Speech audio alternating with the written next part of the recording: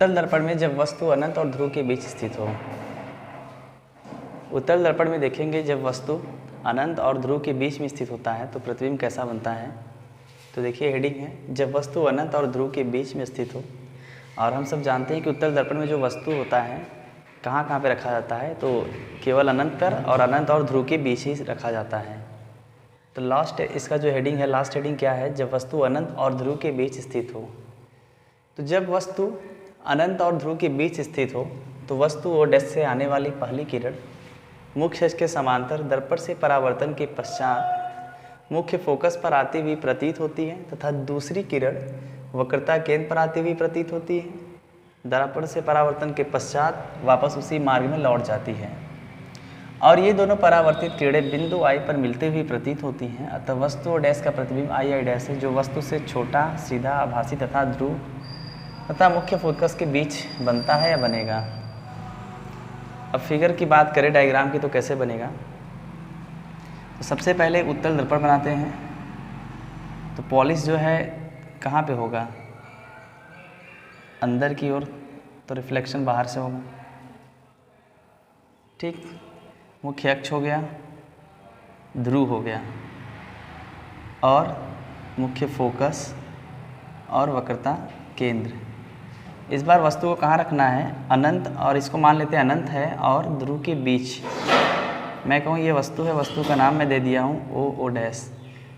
तो वस्तु से जो पहली किरण आएगी वह मुख्य अक्ष के समांतर चलेगी और दर्पण से परावर्तन के पश्चात, अब ये तो क्या है, पॉलिश से तो आगे जाएगी नहीं, तो लेकिन हम लोग नियम जानते हैं कि जब भी कोई किरण मुख्य अक्ष के समांतर चलती है तो परावर्तन के बाद मुख्य फोकस पर आती है या आती हुई प्रतीत होती है। आएगी तो अवतल दर्पण है, कॉनकेव है, आती हुई प्रतीत होती है तो कॉन्वेक्स। तो ये पॉलिश वैसे आगे नहीं जाएगी, देखेंगे तो ये वापस चली जाती है, लेकिन इसको हमें प्रतिबिंब बनाने के लिए नियम के हिसाब से इसको मुख्य फोकस पर लाना पड़ता है। तो वही कहेंगे आती हुई, जहाँ से परावर्तन हुआ है वहाँ से किरणों को बढ़ाएंगे और डॉट लाइन से और दिखा देंगे मुख्य फोकस पर।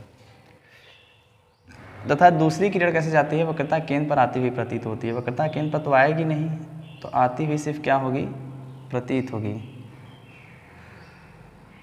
ठीक, ये आ रही है आपतित किरण। अब यहाँ से नहीं जाएगी इसलिए डॉट लाइन से, क्योंकि यहाँ पॉलिश लगा है।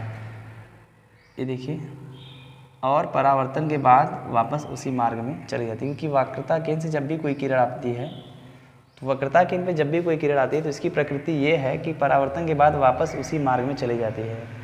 और जब भी कोई किरण मुख्य अक्ष के समांतर चलती है तो इसकी प्रकृति ये है, इसका नियम ये है कि परावर्तन के बाद या तो मुख्य फोकस पर आएगी या आती हुई प्रतीत होती है। यदि आएगी तो अवतल दर्पण, आती हुई प्रतीत होती है तो उत्तल दर्पण।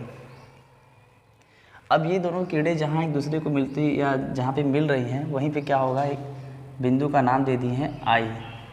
ये मुख्य अक्ष की ऊपर की तरफ है तो हम ऊपर की तरफ बनाएंगे और नीचे लिख देते हैं आई डैश, यानी पूरा प्रतिबिंब आई आई डैश है। अब देखिए वस्तु से कैसा है, छोटा है, सीधा है और कैसा है, आभासी। सीधा जब भी रहेगा तो आभासी होना तय है, यानी उल्टा रहेगा तो वास्तविक। सीधा का मतलब क्या होता है कि किरण मिलती हुई प्रतीत होती है। देखिए उल्टा जब भी बनेगा तो वास्तव में मिलेंगी। तो हम समझ चुके हैं कि उत्तल दर्पण प्रतिबिंब कैसा बनता है। चाहे हम इसके थ्रू फिगर बनाएं या फिगर के थ्रू इसको लिख सकते हैं। जैसे लिखना हो तो वस्तु और डैश से आने वाली पहली किरण मुख्य अक्ष के समांतर परावर्तन के बाद मुख्य फोकस पर आती हुई प्रतीत होती है तथा दूसरी किरण वक्रता केंद्र पर आती हुई प्रतीत होती है और परावर्तन के बाद वापस उसी मार्ग में चली जाती है। जहाँ दोनों एक दूसरे की कहाँ मिलती हैं, आई पे मिलती हैं। और वस्तु और डैश का प्रतिबिंब क्या है, पूरा आई आई डैश है, जो वस्तु से छोटा है देखिए और सीधा है और आभासी है। तो ये तो हम समझ गए। और कभी कभी पूछा जाता है कि उत्तल दर्पण में प्रतिबिंब कैसा बनता है। तो उत्तल दर्पण में जो प्रतिबिंब होता है वह हमेशा वस्तु से छोटा बनता है और सीधा बनता है, आभासी बनता है। यानी किसी भी दोनों स्थिति में कहीं भी उत्तल दर्पण में वस्तु को रखेंगे तो जो प्रतिबिंब होगा हमेशा उत्तल दर्पण में वस्तु जो भी प्रतिबिंब होगा वस्तु का, वस्तु से छोटा बनेगा और सीधा बनेगा, आभासी बनेगा। ये जानते रहिएगा, ये उत्तल दर्पण में है। लेकिन बात करें अवतल दर्पण की, तो अवतल में आभासी, वास्तविक, छोटा, उल्टा, बराबर सारे कंडीशन मिलते हैं। ठीक है, लेकिन उत्तल में हमेशा वस्तु से छोटा ही प्रतिबिंब बनेगा और सीधा बनेगा, सीधा। ये नोट कर लीजिए कि उत्तल दर्पण प्रतिबिंब हमेशा सीधा बनता है और आभासी बनता है और वस्तु से हमेशा छोटा बनता है। और इसके सिर्फ 2 ही कंडीशन होते हैं वस्तु को कहाँ रखने होते हैं। एक बार अनंत पर, पहला जो होगा अनंत पर और दूसरा अनंत और ध्रुव के बीच। तो ये हमारा जो है उत्तल दर्पण में भी प्रतिबिंब बनने का जो नियम है ये भी हमारा फिनिश हो गया। ठीक है।